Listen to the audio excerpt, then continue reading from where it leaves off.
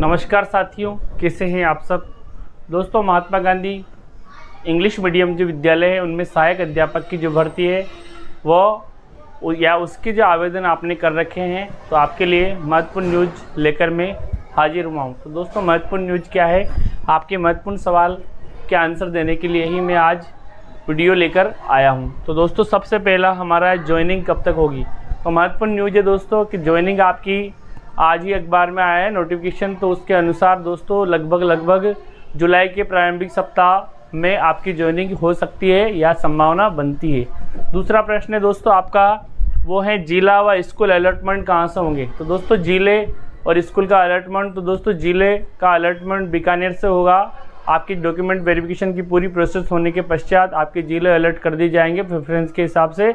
इसके बाद आपको संबंधित जो जिले में विद्यालय हो सकता है डीओ स्तर से या जिला जहां से आपने वेरिफिकेशन कराया है, उस तरह की जो आपका जो भी जिला मिलेगा वहां से आपके जो प्रेफरेंस के क्रम में आपको स्कूल अलर्ट कर दिया जाएगा मेरिट के अकॉर्डिंग। अगला प्रश्न दोस्तों, डॉक्यूमेंट पेंडिंग है जिन्होंने बाद में डॉक्यूमेंट दिए। तो दोस्तों, जिन्होंने भी डॉक्यूमेंट बाद में दिए हैं उन सभी छात्रों के लिए महत्वपूर्ण न्यूज़ ये है कि अगर जिनके भी पेंडिंग आ रहे हैं तो दोस्तों वो पेंडिंग जो है आपने बाद में दिए तो वो आगे आपके डॉक्यूमेंट्स वेरीफाई किए जाएंगे बीकानेर, वहाँ जाके या बीकानेर से ही आपके जो डॉक्यूमेंट्स है वो पेंडिंग स्टेटस हटेगा। क्योंकि दोस्तों आपने डीवी कराने के दौरान ये डॉक्यूमेंट प्रोवाइड नहीं कराए थे, बाद में डॉक्यूमेंट प्रोवाइड थे। ये जो प्रॉब्लम है ये सभी के साथ क्रिएट हो रही है जिन्होंने भी बाद में डॉक्यूमेंट प्रोवाइड कराए थे। दोस्तों, इसमें 2 से 4 दिन लग सकता है, तो आप धैर्य रखें, आपके डॉक्यूमेंट्स वेरिफिकेशन हो जाएगा, आपके जो पेंडिंग स्टेटस हट जाएगा। तो ये महत्वपूर्ण बात है क्योंकि जिन्होंने भी बाद में डॉक्यूमेंट दिए उन सभी के साथ ये प्रॉब्लम क्रिएट हो रही है। अगला प्रश्न दोस्तों, हिंदी माध्यम पात्र या अपात्र।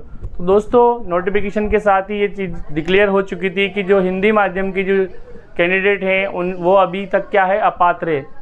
लेकिन दोस्तों, अगर पात्र अभ्यर्थी नहीं मिलते हैं तो फिर आगे कुछ भी हो सकता है। अभी के अनुसार जो हिंदी माध्यम के जो छात्र हैं या जो कैंडिडेट हैं वो अपात्र हैं, यानी कि हिंदी माध्यम के जो छात्र हैं वो इसमें अपात्र घोषित कर रखे हैं। वेटिंग लिस्ट जारी होगी या नहीं होगी। तो दोस्तों, अभी जो डॉक्यूमेंट वेरिफिकेशन हो रहा है, रजिस्ट्रेशन जो हो रहा है, उसके बाद अगर मान लीजिए सीटें खाली रहती है, अगर सीटें खाली रहती है तो आपको वेटिंग लिस्ट यानी कि दोबारा वेटिंग लिस्ट जारी हो सकती है। लेकिन शर्त क्या है, सीटें खाली रहेगी तब। 2 गुना जो लिस्ट जारी हुई थी उसके बावजूद भी अगर सीटें खाली रहती है तो दोस्तों वेटिंग लिस्ट जारी हो सकती है। तो जिनके कम नंबर हैं, 2-4% कम है, दोस्तों उनको भी निराश नहीं होना है, हो सकता है आगे वेटिंग जारी हो जाए। यदि अभी दोबारा रजिस्ट्रेशन प्रोसेस हो रहा है और दोबारा रजिस्ट्रेशन प्रोसेस के बावजूद भी अगर डीवी कराने बच्चे नहीं पहुंचते हैं, छात्र नहीं पहुंचते हैं, तो हो सकता है आगे वेटिंग लिस्ट जारी कर दी जाएगी या जाने की संभावना बनती है। आगे है दोस्तों, दोबारा रजिस्ट्रेशन व डीवी प्रोसेस क्या है। तो दोस्तों, जो 2 गुना जो मेरिट बनी थी, जो महात्मा गांधी अंग्रेजी माध्यम की जो विद्यालय में जिन्होंने भी आवेदन किया था उनकी जो 2 गुना मेरिट बनी थी, उस 2 गुना मेरिट में जिनका भी नाम है, अगर वो पहले रजिस्ट्रेशन प्रोसेस नहीं कर पाए और उनका डॉक्यूमेंट वेरिफिकेशन 29, 30, 31 के दौरान नहीं हुआ है मई में, तो दोस्तों वो अभी अपने रजिस्ट्रेशन करवा सकते हैं। ये उन्हीं को मौका है जिनका 2 गुना लिस्ट में नाम है। अगर डॉक्यूमेंट वेरिफिकेशन अगर आपका रजिस्ट्रेशन हो जाता है अभी, जिन्होंने पहले नहीं कराया उनका, तो रजिस्ट्रेशन कराने के पश्चात आपका 12 जून से लेकर 14 जून के मध्य आपका जो भी जिला अलर्ट होगा उस जिले में जाके आप डॉक्यूमेंट वेरिफिकेशन की प्रोसेस करवा सकते हैं और आपके जो भी डॉक्यूमेंट्स हैं वहाँ जाके दिखा के आप जो भी आपकी जो दावेदारी है वो दर्ज करा सकते हैं। तो दोस्तों, ये उनको एक और दोबारा मौका मिला है जिन्होंने किसी कारण से रजिस्ट्रेशन नहीं कराया या किसी कारण से डॉक्यूमेंट वेरिफिकेशन नहीं करा पाए हैं, तो उनको ये दोबारा मौका है। तो दोबारा मौका देने का महत्वपूर्ण कारण यही है कि दोस्तों सीटें खाली रहने की संभावना बन रही है इसलिए। तो ये महत्वपूर्ण जो है आपके क्वेश्चंस। अब बहुत सारे जो प्रश्न हैं आपके खुद के भी कमेंट्स आते हैं, उनके जवाब वैसे मैं देने का प्रयास करता हूँ।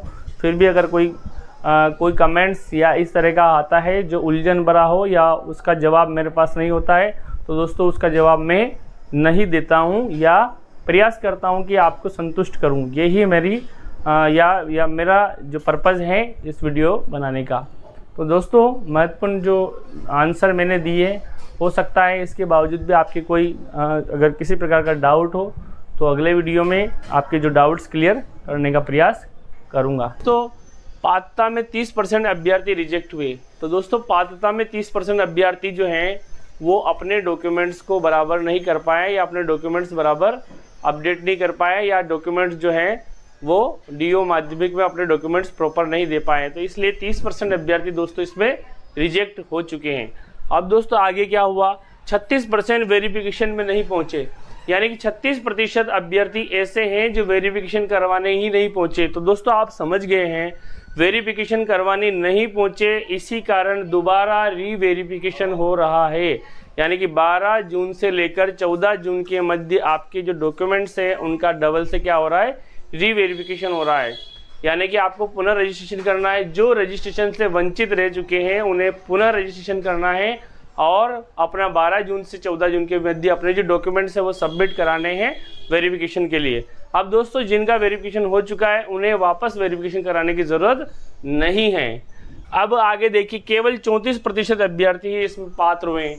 तो दोस्तों पात्रता बहुत ही कम रही है, यानी कि 34%। अब आगे क्या संभावना बनती है, तो दोस्तों आप स्वयं सोच सकते हैं, जब 34% ही पात्र रहे, आगे फिर से रजिस्ट्रेशन होगा तो ज़्यादा से ज़्यादा 2-5-10%, तो दोस्तों आगे नई मेरिट भी बन सकती है। तो दोस्तों जो अभ्यर्थी जो कुछ नंबरों से रह गए हैं, यानी कि 2 गुना मेरिट में नहीं आ पाए, उनके लिए खुशखबरी ये है कि उनका नंबर अगली मेरिट में आ सकता है, संभावनाएं बनती हैं। तो दोस्तों पात्रता क्यों नहीं हो पाई, अब दोस्तों यहाँ देखिए, अनुपस्थित अभ्यर्थी पुनः 12 से 14 जून के मध्य रीवेरिफिकेशन करवा सकते हैं, जिन्होंने वेरिफिकेशन नहीं करवाया है वो। तो दोस्तों ध्यान रखिए, अगर आपने वेरिफिकेशन नहीं करवाया है, रजिस्ट्रेशन नहीं करवाया है, आपका डॉक्यूमेंट वेरिफिकेशन नहीं हुआ है, तो आप फिर से रजिस्ट्रेशन कर सकते हैं। आपको एक और अंतिम अवसर दिया जाता है। अब दोस्तों ये अंतिम अवसर का मतलब है ये आखिरी अवसर है, यूँ नहीं कि बार बार आपके लिए रीवेरिफिकेशन या री रजिस्ट्रेशन की प्रोसेस चलाई जाएगी, क्योंकि दोस्तों भर्ती को भी समय पर पूर्ण करना होता है, ये सबसे बड़ी चैलेंजेज है। इसलिए अब दोस्तों पात्रता की शर्तें क्यों पूरी नहीं कर पाए, तो दोस्तों महत्वपूर्ण बात यह है कि अंग्रेजी माध्यम में होना, पहली बात, चलो अंग्रेजी माध्यम के छात्र मिल जाते हैं कोई बात नहीं, रीट उत्तीर्ण होना दूसरी बात, सबसे बड़ी समस्या। जैसे मान लिया अदर स्टेट के छात्र हैं तो रीट अगर उन्होंने नहीं दे रखी तो कोई मतलब नहीं, उनके पास भले इंग्लिश मीडियम का सर्टिफिकेट हो। तो दोस्तों ये समस्या आई, इसलिए अदर स्टेट के छात्र भी यहाँ पे क्वालिफाई नहीं कर पा रहे हैं। अगर आपके रीट है और आप अदर स्टेट से भी हो, इंग्लिश मीडियम है, तो आप पात्र हो। इसके अलावा आपका प्रशैक्षणिक योग्यता भी आपके पास होनी चाहिए, शैक्षणिक योग्यता भी आपके पास होनी चाहिए। आपके पास देखो पात्र क्यों नहीं हो पाए, इसका कारण देखिए, इंग्लिश मीडियम में 12वीं में कितनी होनी चाहिए, 50% होनी चाहिए, कोई बात नहीं सबके मिल जाती है। साथ ही साथ DLED BSTC और DED भी होना चाहिए, ओके, और साथ ही साथ रीट उत्तीर्ण होना चाहिए न्यूनतम अंकों के साथ। जो न्यूनतम उत्तीर्णांक जो दे रखे हैं उसके अनुसार, उत्तीर्णांक जो दे रखे हैं उनके अनुसार जो है अलग अलग कैटेगरी का जो रीट का जो सर्टिफिकेट है उसकी वैधता भी 3 साल की जो अवधि है वो समाप्त नहीं होनी चाहिए। तो दोस्तों इन महत्वपूर्ण पॉइंट के कारण ही जो मेन समस्या जो आई है, केवल 34% अभ्यर्थी ही पात्र हो पाए, यानी कि लगभग दोस्तों 30% अभ्यर्थी क्या हो गए, रिजेक्ट हो गए, क्योंकि वो ये पात्रता रखते हैं, ये वाले रखते हैं, लेकिन दोस्तों ये वाली पात्रता अदर स्टेट वालों के साथ सबसे बड़ी गले की हड्डी बनी हुई है। अब दोस्तों L2 की पोस्ट की बात करें तो L2 में क्या समस्या आ रही है, दोस्तों ध्यानपूर्वक सुनिए।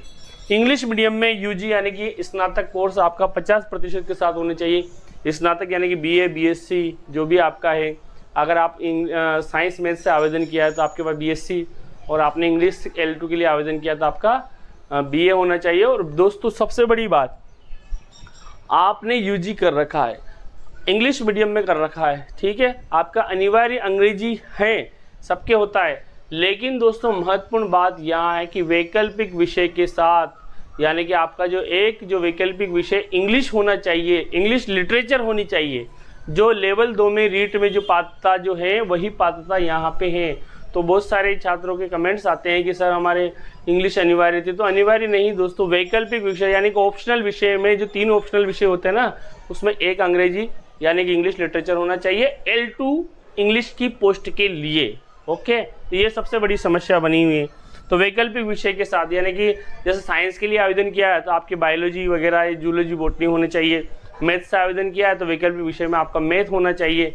अगर आपने इंग्लिश से किया है तो एक वैकल्पिक विषय में आपका इंग्लिश लिटरेचर होना चाहिए। क्योंकि दोस्तों ये वाला जो ऑप्शन है, ये कई सारे कमेंट्स आ रहे हैं, तो इसका आंसर ये है कि बहुत सारे कि इंग्लिश लिटरेचर नहीं है बीए में, तो इंग्लिश लिटरेचर नहीं होने के कारण वो क्या हो गए, अपात्र हो गए। अब दोस्तों बीएड प्रशिक्षण योग्यता भी आपकी होनी चाहिए, साथ ही साथ न्यूनतम अंकों के साथ रीट प्रमाण पत्र यानी रीट की वैधता समाप्त नहीं हो, वो सर्टिफिकेट भी आपका होना चाहिए। तो इन सारे पॉइंट के कारण ही दोस्तों रीट लेवल 2 और रीट लेवल 1 में केवल